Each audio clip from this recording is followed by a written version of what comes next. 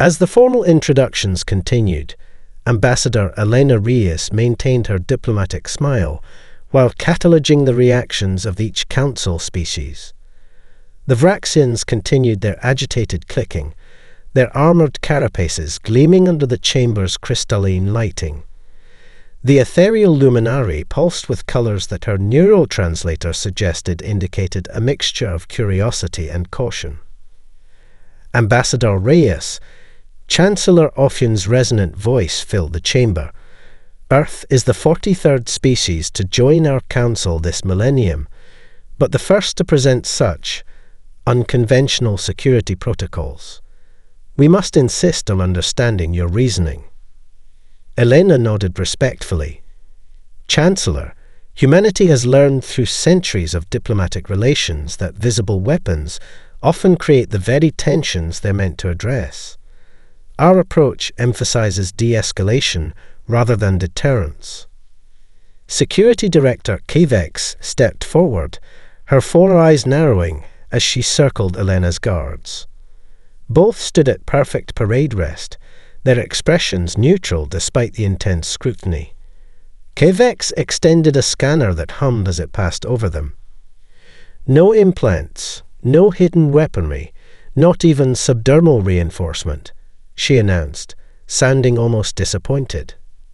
Completely organic. From the upper tiers, the Moraxi delegation rumbled their disapproval. General Thrix, their imposing leader, leaned forward on massive forearms. This is either extreme naivety or extreme arrogance. Either way, it cannot be tolerated in council space.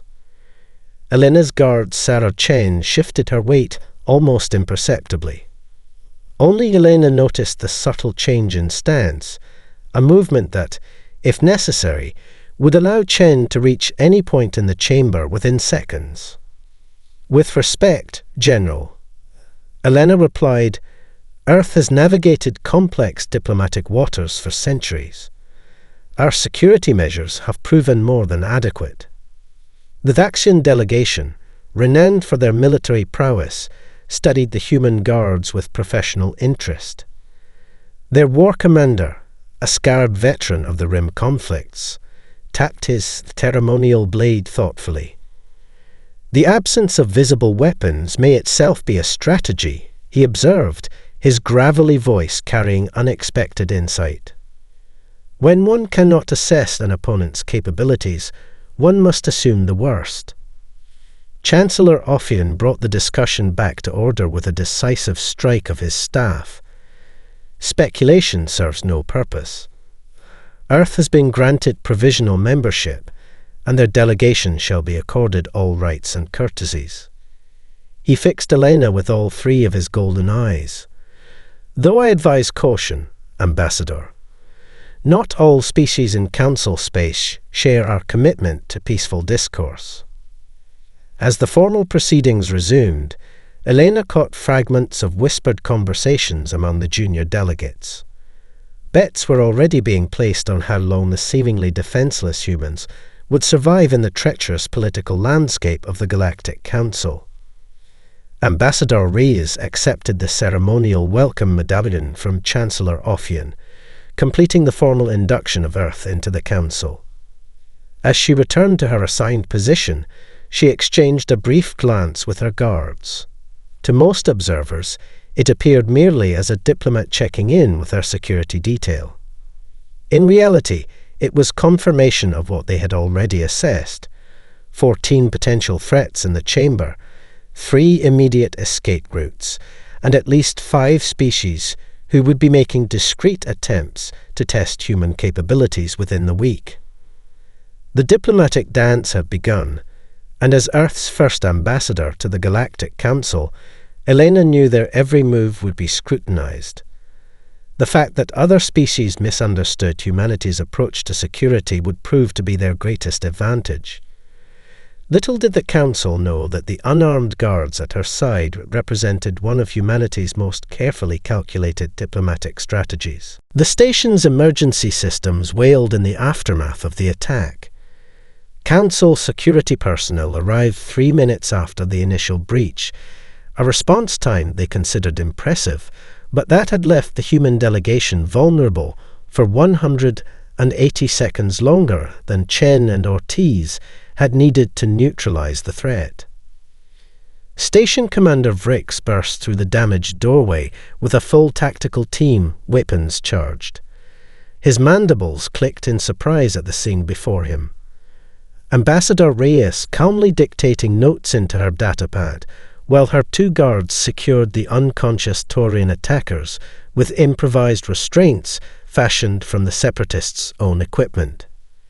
Ambassador, Vrix managed, lowering his particle rifle. "Are you injured?" Elena glanced up as though only mildly inconvenienced. "We're fine, Commander. Though I believe your security systems may require evaluation. The breach was rather straightforward." Vrix's compound eyes darted between the downed attackers and the seemingly unruffled humans. This was a coordinated strike by Taurian separatists, elite operatives. How did you? Miguel Ortiz finished securing the last attacker. They telegraphed their movements. Poor spatial awareness. Relied too heavily on their natural strength. He delivered this assessment with such casual precision that several members of the tactical team exchanged uneasy glances. Medical personnel arrived to evaluate the Taurians. The chief medic, a cephalari with specialized tentacles for emergency care, examined the first attacker with growing confusion. "This one has a dislocated joint structure, but the injury pattern is precise, almost surgical." She moved to another. "This one appears completely unharmed, yet is in a state of neurological shutdown." Sarah Chen nodded. "Pressure points. He'll recover in approximately 20 minutes with no lasting damage." The cephalari medic's skin flushed with the chromatic indicators of professional fascination. "You induced a targeted autonomic response in a Taurian nervous system. But their neurological structure is entirely different from human physiology." Chen shrugged. "Principles are universal. Execution requires adaptation." Security Director Kvex arrived, pushing through the gathering crowd of officials and curious staff. Her expression hardened as she surveyed the scene, eyes lingering on the security footage displays still running in the ambassador's quarters. "I want all recordings of this incident secured immediately," she ordered. "Classification level Omega." Too late. Station systems had already transmitted emergency notifications across multiple channels. Even as Kvex issued her orders, copies of the security footage were being discreetly accessed by diplomatic attaches, military observers, and intelligence operatives throughout the station. In the medical bay, the Taurian leader regained consciousness under heavy restraints. Captain Drex of station security attempted questioning. "Why target the humans specifically?" he demanded. The Taurians' defiance was diminished by visible confusion. They were supposed to be defenseless. Our intelligence indicated. He trailed off, struggling to reconcile his information with his experience. Meanwhile, in Chancellor Offin's private chambers, the council leader reviewed the security footage with growing concern. "Is this enhanced?" he asked Kvex. "No, Chancellor. Standard recording, verified authentic." Offin focused on a sequence where Guard Chen redirected a plasma bolt by slightly adjusting an attacker's arm position, causing the Taurian to shoot his own companion. "Have we misunderstood humanity entirely?" he wondered aloud. Kvex's response was uncharacteristically subdued. "Chancellor, I believe we have misjudged them. The question is whether that misjudgment works in our favor or against it." In her temporary quarters, relocated after the attack, Ambassador Reyes encrypted a brief message to Earth Central Command. "First contact protocols proceeding as anticipated. Initial demonstration complete. preparing for Phase 2. Intelligence Director Xurili's private research chamber hummed with activity. Holographic displays surrounded her, each showing different fragments of Earth's history. Her team had spent 3 full cycles analyzing the security footage of what station personnel now simply called the incident. Cross-reference these movements, she instructed, gesturing to a frozen image of Guard Chen, redirecting Atorian's momentum. Find matching patterns in Earth's historical archives. Our youngest analyst, Vini, manipulated a series of controls. The displays flickered rapidly, sorting through thousands of human martial arts demonstrations, training sequences, and combat footage. Director, I found multiple partial matches across several disciplines, Vini reported. The human guards appear to be utilizing techniques from something called Jeet Kune Do, Aikido, and at least 4 other systems simultaneously. Xurili's ears flattened against her skull in concentration. Explain. Vini expanded one of the displays. Most species develop unified combat doctrines, standardized approaches optimized through centuries of refinement. Humans instead maintain thousands of distinct combat philosophies simultaneously, often blending them according to individual preference. Inefficient, muttered another analyst. Or brilliantly adaptive, countered Xurili. Continue. In the station's central atrium, off-duty security personnel from a dozen species gathered around shared displays, watching slowed-down segments of the footage. Bets changed hands as opinions shifted about what they were witnessing. Its augmentation, insisted a Vraxian guard. Must be.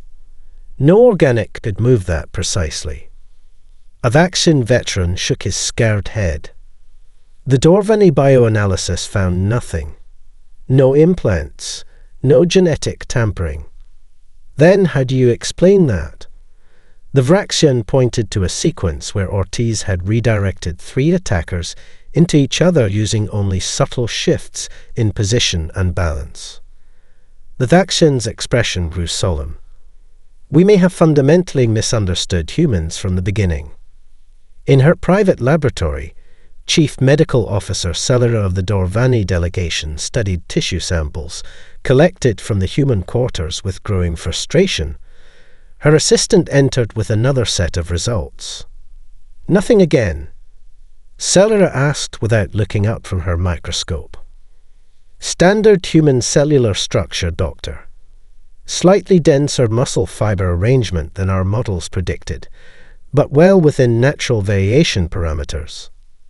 Celera straightened, her elongated fingers tapping restlessly on the laboratory surface. Their physical capabilities cannot be explained by their biology alone. We're missing something fundamental. Meanwhile, KVEX had assembled a special task force of the station's elite security personnel. Beginning today, you will train in what humans call empty-hand techniques. We've received permission from Ambassador Reyes for Guards Chen and Ortiz to provide basic instruction. The assembled officers, representing the 12 most militant council species, shifted uncomfortably. A Moraxi lieutenant voiced what many were thinking. Director, with respect, we are specialized in advanced weapons systems. Hand-to-hand combat is primitive. KVEX fixed him with all 4 eyes. 2 unarmed humans neutralized 8 armed Taurian separatists in 97 seconds. Would you call that primitive? The lieutenant fell silent. In the council archives, the ancient Archivian delegate accessed Earth's historical records through special permission protocols. Unlike the others fixated on combat techniques, he sought broader patterns. His assistants compiled data on human conflict resolution across centuries. Fascinating, he murmured. Their diplomatic corps historically consists of individuals trained not only in negotiation, but in multiple forms of self-defense. This dual training approach appears consistent across their entire species development. His assistant, a junior Archivian barely 900 years old, looked puzzled. Why train negotiators as warriors? Perhaps, the elder replied, because humans learned early that true negotiation requires both the capacity for peace and the ability to defend it. On the far side of the station, Ambassador Reyes enjoyed a quiet meal with her guards. To any observer, they appeared relaxed, a diplomatic team unwinding after a stressful incident. Yet their conversation, conducted in colloquial Earth expressions deliberately difficult for translation software, revealed a calculated awareness of how thoroughly their actions had disrupted Council preconceptions. Phase 1 exceeded expectations. Elena noted calmly, I believe we're ready for the inevitable formal inquiry. The Chamber of Inquiry fell silent as Guard Ortiz completed his explanation. The obsidian walls seemed to absorb his words, leaving the assembled council representatives to process the implications. Chancellor Offin's 3 eyes blinked in sequence, a sign of deep contemplation among his species. You claim, General Thrix said, breaking the silence, that your abilities are merely the application of physical principles and anatomical knowledge. Yet what we witnessed exceeds the capabilities of species with twice your strength and reaction speed. Ambassador Reyes interjected smoothly. General, humanity has always compensated for physical limitations through technique and understanding. Consider how Council species developed advanced technologies to overcome evolutionary constraints. Humans simply applied similar innovation to our own bodies. From the upper tier, the luminary representative's crystalline form shimmered with skepticism. Ambassador, your explanation suggests these skills are widely distributed among humans. Are we to understand that all Earth representatives possess such capabilities? Elena's diplomatic training served her well as she navigated this delicate question. Our diplomatic corps undergoes specialized training appropriate to their assignments. The level of proficiency varies with individual aptitude and experience. This carefully worded response caused a ripple of murmurs throughout the chamber. Kivex leaned forward from her security observer's position. You've avoided answering directly, Ambassador. Is this ability common or rare among your species? Sarah Chen stepped forward, her stance relaxed yet somehow commanding the attention of everyone present. If I may address the question, Director Kivex, what you witnessed is the result of specialized training, but the foundations exist in educational systems across Earth. Most humans receive basic instruction in self-defense principles. Those in positions of responsibility, like diplomatic security, undergo more intensive training. The chamber erupted in overlapping translations and discussions. Chancellor Offin struck his ceremonial staff against the floor, restoring order. This brings us to a matter of protocol, he announced. Our security frameworks are predicated on detecting and preventing weapon-based threats. Your approach complicates these measures. Elena nodded in acknowledgement. We understand the concern, Chancellor. Earth is prepared to share training protocols and defensive methodologies as a gesture of good faith.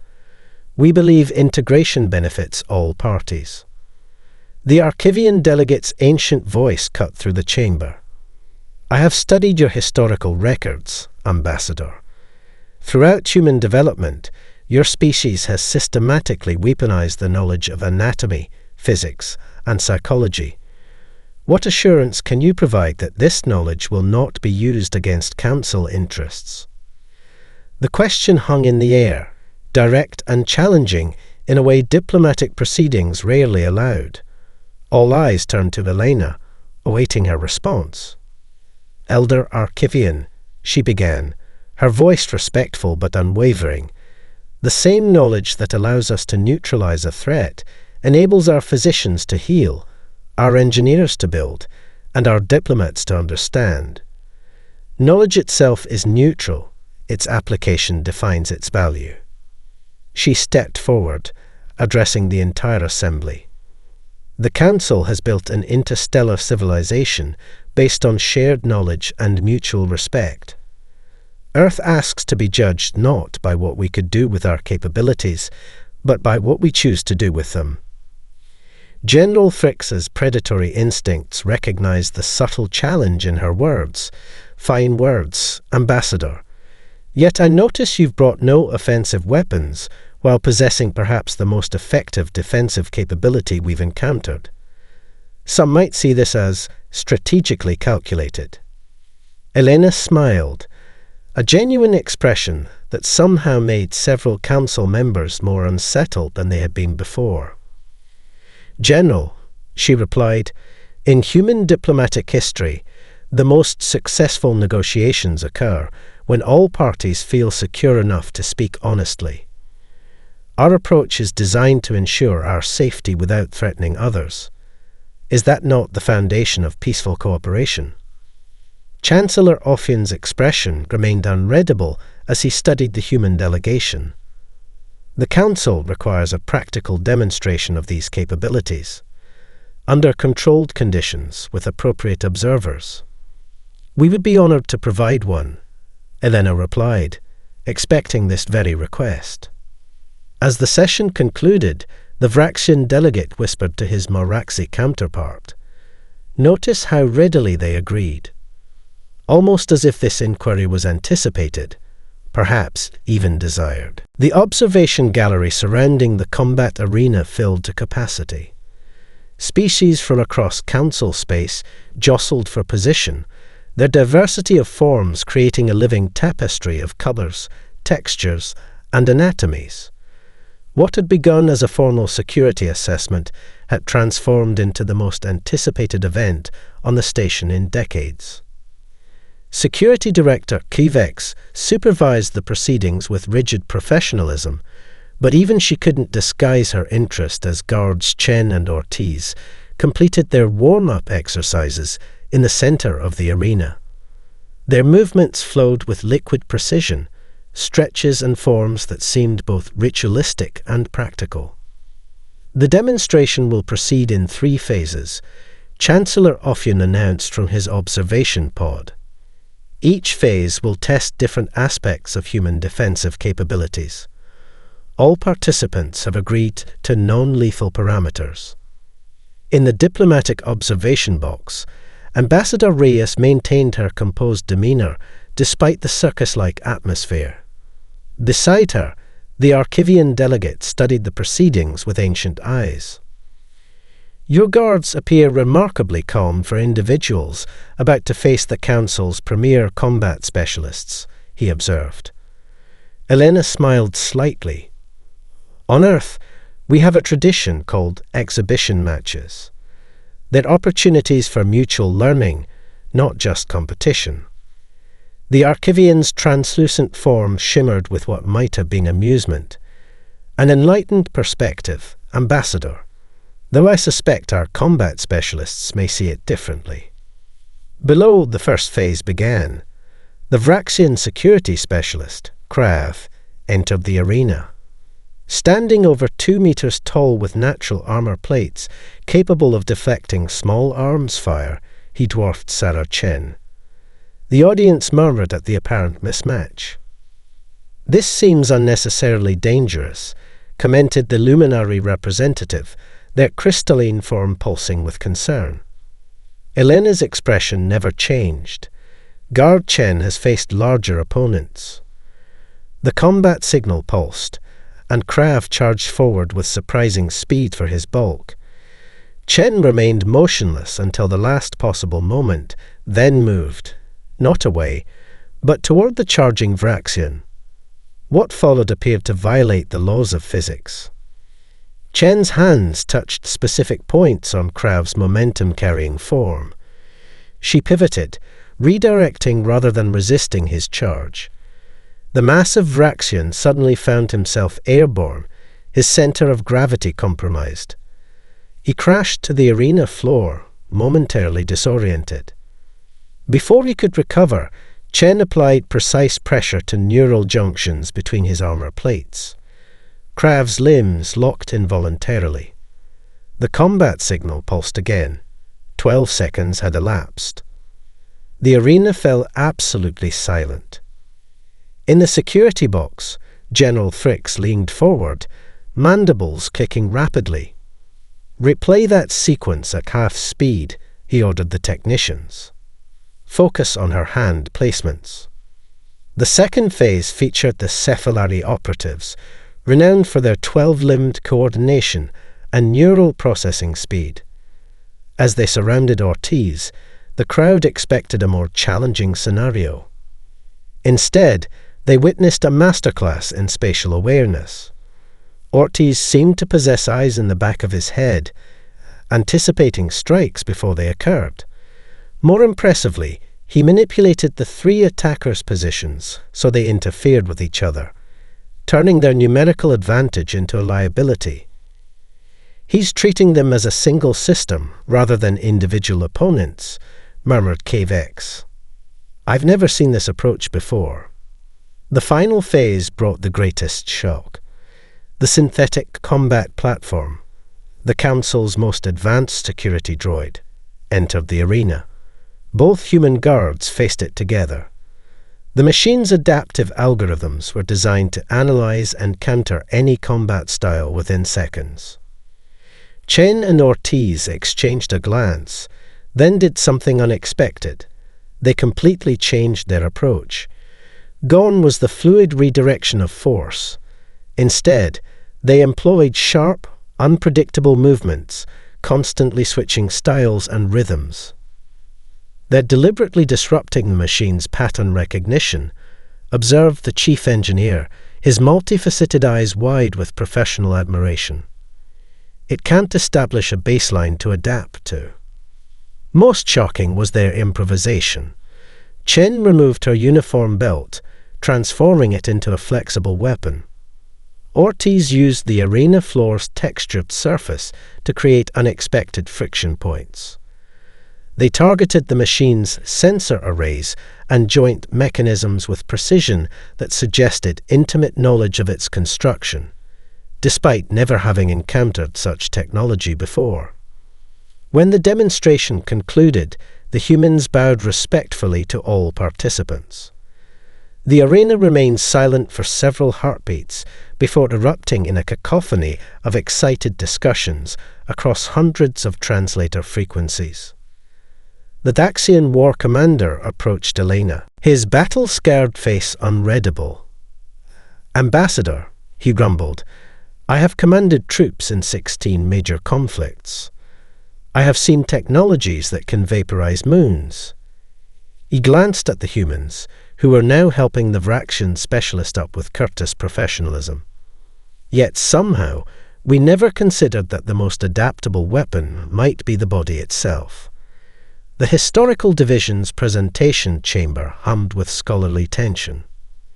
Senior Archivist Jen manipulated the central holographic display, which currently showed a timeline of human evolutionary development.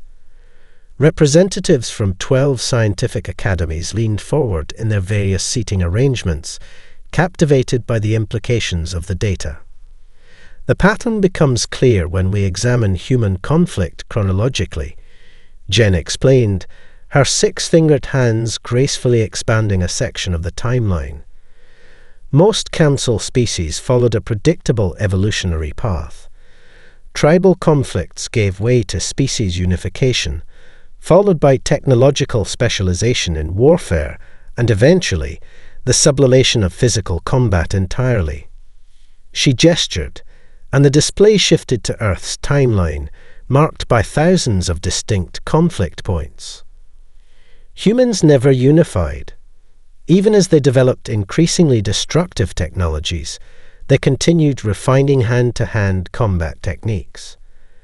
While most species abandoned personal combat skills as obsolete, humans preserved and evolved theirs alongside their technology. Ambassador Reyes observed the presentation from her designated position. The academic setting suited her. Before diplomatic service, she had been a professor of comparative kinanthropology. This fact, deliberately included in her service record, had helped secure her invitation to this scholarly session. A Dorvani biologist raised a tentacle. This suggests humans evolved in a uniquely threat-rich environment, perhaps constant predatory pressure. Elena smiled slightly at the misconception. Actually, large predators were relatively scarce in most human development regions. Our primary evolutionary pressure came from ourselves. The chamber quieted as the implications settled. The luminary representative's crystalline form dimmed with disturbed understanding. You mean to say your species was its own primary threat? Precisely, Elena confirmed. Human history is largely the story of humans competing with other humans. When your greatest threat thinks as you do, adaptation requires more than just physical or technological advantages. Jen expanded the display to show mapping of thousands of distinct martial arts traditions. We've identified over 4,000 formalized combat systems from Earth's history, each specialized for different environments, body types, and tactical situations. Many were developed simultaneously in isolated geographical regions. This explains much, mused the ancient Archivian delegate. When facing opponents with similar physical capabilities and cognitive processes, one must develop increasingly sophisticated techniques rather than relying on inherent advantages. A Moraxi military historian interjected, his deep voice rumbling with professional interest. Yet your species ultimately developed weapons of mass destruction that should have rendered these physical techniques obsolete. Elena nodded in acknowledgement. Technology changed the scale of human conflict, but never eliminated the need for close-quarters capability. Our historical experience taught us that no technological advantage remains exclusive forever. The only consistent advantage is adaptability itself. The display shifted to footage from Earth's historical archives, training sequences from diverse cultures and time periods. The assembled scholars watched with growing comprehension as the progression became clear. Each generation preserved knowledge while innovating new approaches. Note the pedagogical continuity, Jen highlighted. Human combat techniques are transmitted through direct instruction, what they call master-to-student relationships. This creates unbroken chains of knowledge spanning centuries. The Dorvani biologist adjusted his visual apparatus in amazement. So when guards Chen and Ortiz demonstrated their abilities, they were executing movements refined over thousands of years of human adaptation. Elena completed the thought. Not merely individual skill, but the collective knowledge of our species. A thoughtful silence fell over the chamber as the implications rippled through the gathering. The Archivian delegate finally spoke, his ancient voice carrying the weight of millennia. We have fundamentally misunderstood humans, he stated. We perceived their lack of natural weapons or extreme physical capabilities as evolutionary disadvantages. In truth, these limitations drove them to develop something far more dangerous, adaptive intelligence applied to their own bodies. Elena kept her diplomatic composure, but allowed a hint of pride to show. Necessity breeds innovation, elder. Humans learned early that our greatest strength lies not in what we are born with, but in what we can become through practice and understanding. As the session concluded, research requests related to human combat methodologies flooded the Council's academic networks. Medical specialists sought to understand the anatomical knowledge underlying pressure point techniques. Military historians began comprehensive analyses of Earth's combat evolution. Xenobiologists initiated studies on human proprioception and neurological adaptation.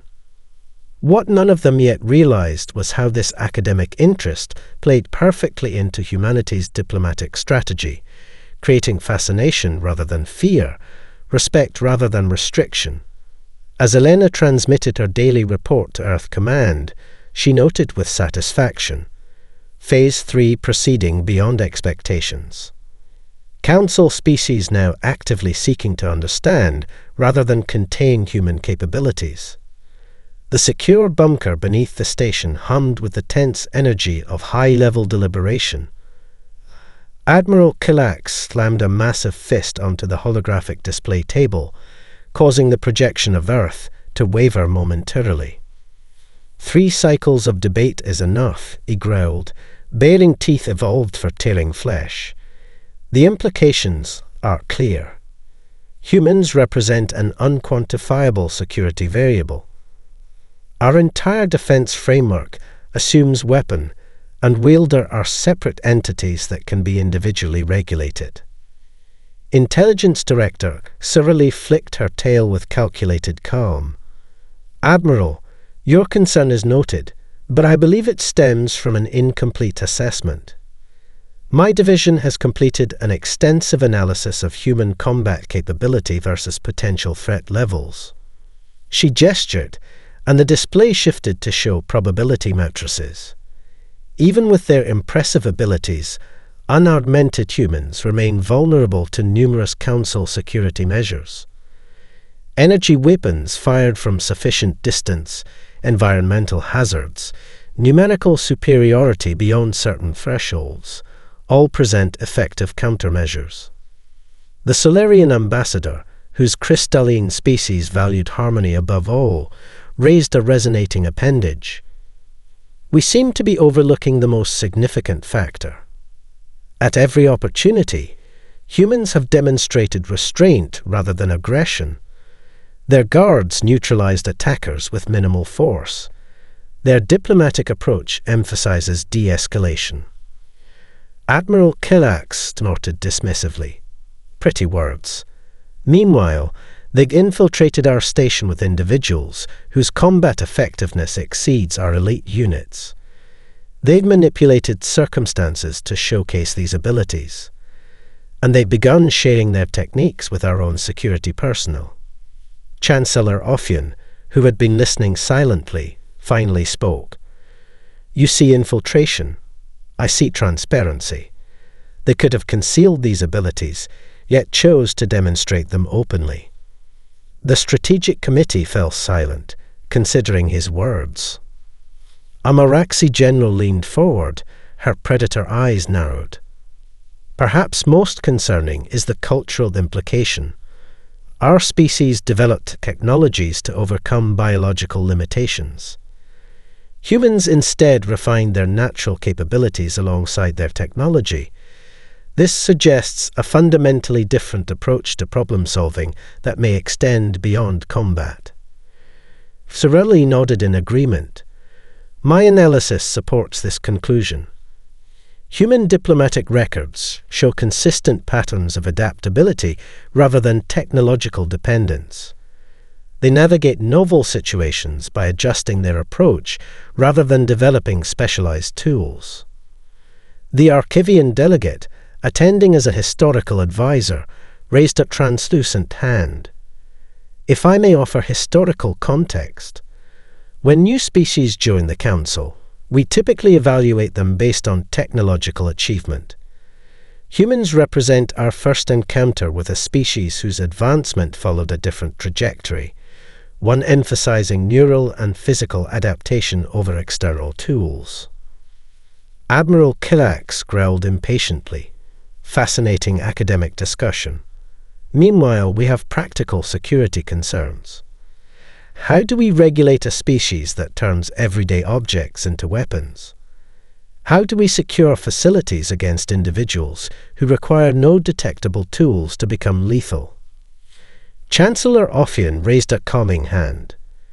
Your concerns have merit, Admiral, but consider the alternative perspective. If humans wished to harm the Council, would they have revealed these capabilities so openly? Would they offer to train our security personnel in their techniques? The chamber fell silent as the implications settled among the gathered dignitaries. Security Director Kvex, who had remained quiet throughout the debate, finally spoke. "I have spent each cycle since the incident studying human combat methodology. What I've found suggests neither infiltration nor naivety, but a calculated diplomatic approach." All eyes turned to her as she continued. "By revealing their defensive capabilities openly, they eliminate suspicion. By demonstrating effectiveness without lethality, they inspire respect rather than fear. By offering training to our personnel, they create mutual understanding and dependency." She manipulated the display to show guards Chen and Ortiz training Council security staff, the sessions that had begun after the incident.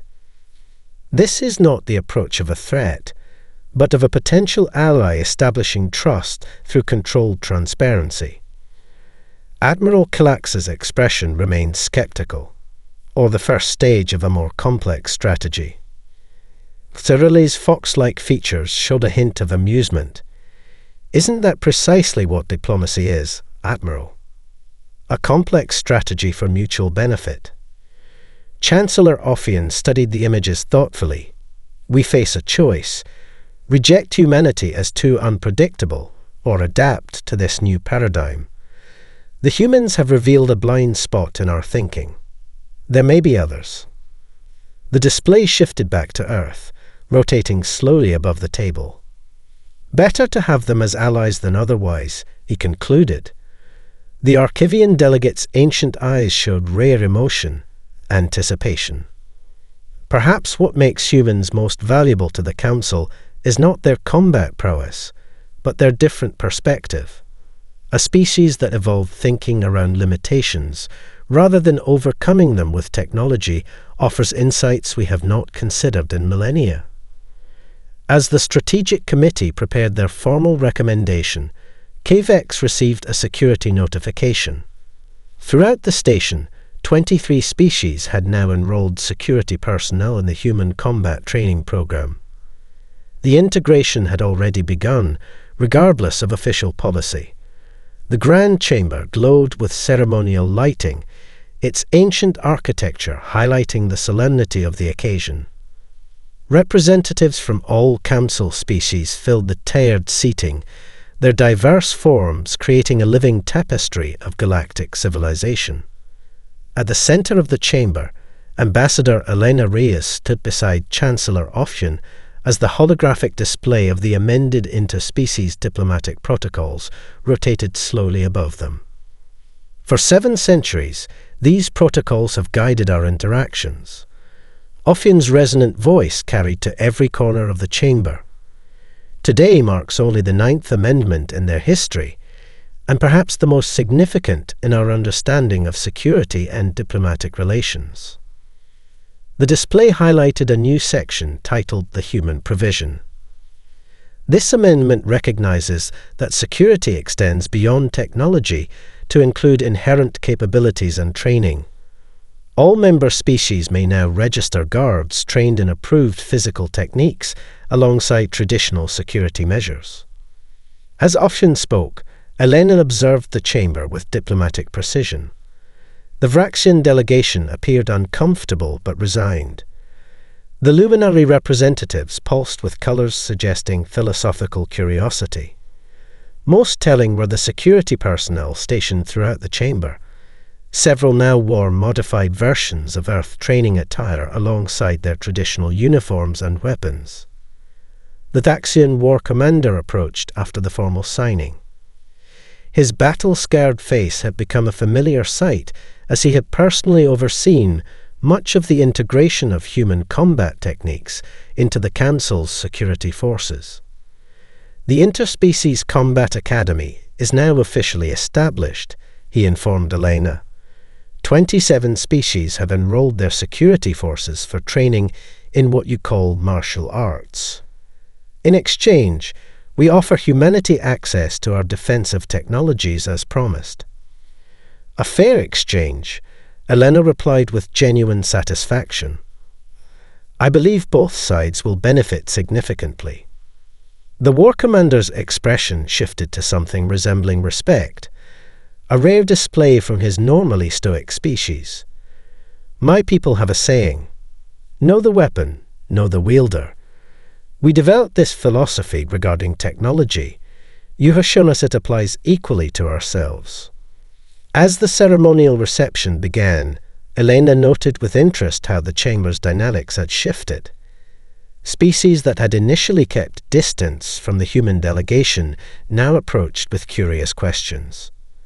Security personnel studied her guards with professional interest rather than suspicion. The Cephalari specialist who had participated in the arena demonstration was currently engaged in an animated discussion with guard Ortiz about neural response patterns.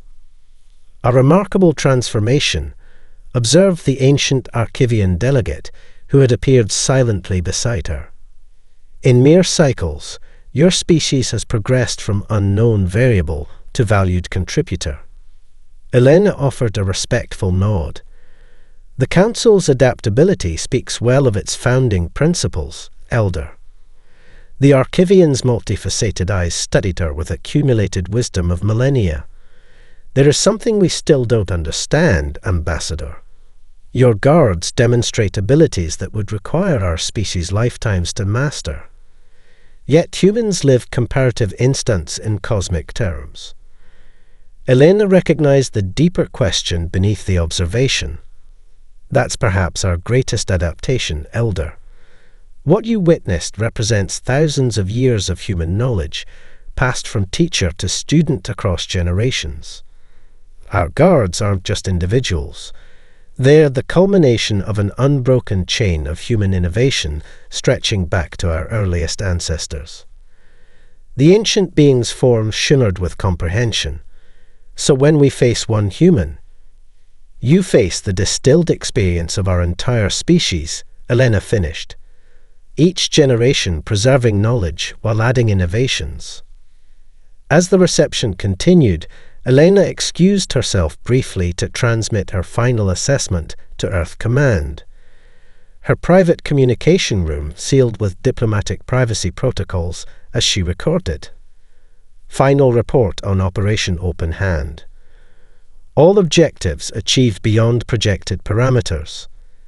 Council species have moved from suspicion to admiration in record time. The human provision has been formally adopted.